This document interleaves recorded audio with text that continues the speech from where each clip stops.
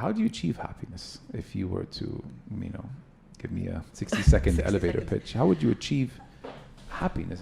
Can anyone achieve it? And if so, to the best of your knowledge, how do you achieve happiness? It's going to sound counterintuitive. You achieve happiness by not expecting to be happy. Okay, and by inviting in, by facing the discomfort. Is this have anything to do with that algorithm that happiness equals expectations minus reality? All our suffering comes from our expectations. Okay. So when you adjust your expectations, if you adjust your expectations, you don't suffer as much. If you look at any kind of relationship, and a lot of our unhappiness comes from interpersonal relationships too. So your relationships with the other. It sounds counterintuitive because, okay, let's say how do we deal with uncomfortable feelings? We either ignore them, or we say, It's me. okay, most of us, or we say, and then the new field is kind of like, okay, no, let's face them, let's invite them in, which is fine. Be like, okay, here you are.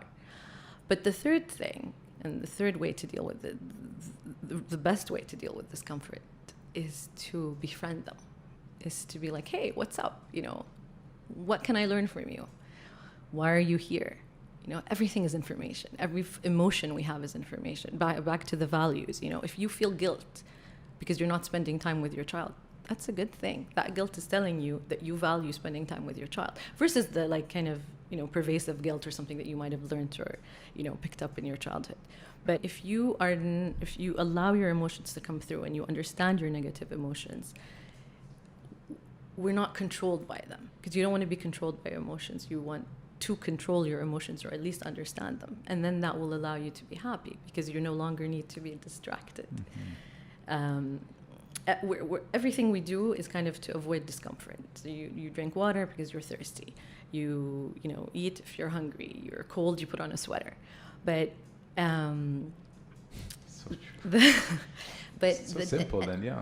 It's simple, but one of the biggest discomforts that we have is the discomfort of wanting. Mm-hmm. So you buy something because you want it, and why do we want it? Because we're told that we'll be better if we have it, which is the consumer victim. Yeah. But are we really? Recently, okay, let's say we're all it's a subject close to mine, weight obsessed and health obsessed, and someone's like, if you lose weight, oh my God, you look so good, and I turned around the other day and I'm like, do you love me more now? And maybe it was a bit sarcastic, but it's because it's a battle that I don't enjoy facing, and this thing that if I am thin enough, if I am beautiful enough, I will be loved more. But is that the truth? Is that the truth? We're all, maybe to a certain extent, in some things, yes, people value beauty and aesthetics, but there isn't an end goal. You aren't going to reach it. There's an amazing course that I think was really subscribed during Corona. Like, a lot of people watched it. Dr. Laurie Santos of Yale, and it was called The Science of Happiness or The Science of Well-Being.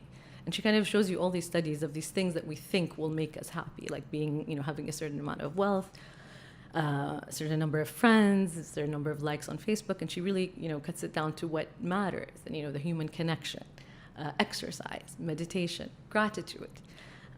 So these are all things that can help us live a more fulfilling life. And of course, I know it sounds contradictory, and people do value. It's hard because we're all programmed to value certain things. Yeah.